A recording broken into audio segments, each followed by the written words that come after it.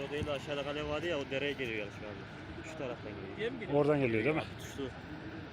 Alevlendi.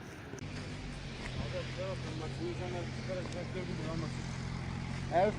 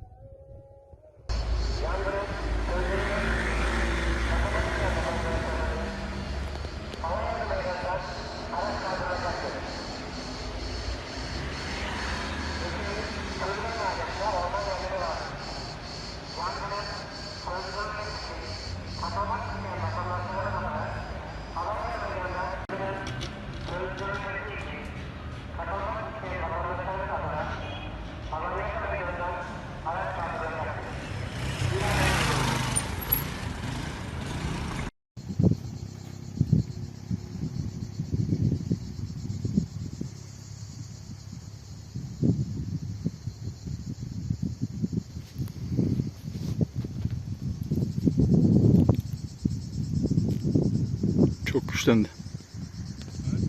Çok güçlendi bu tarafa doğru.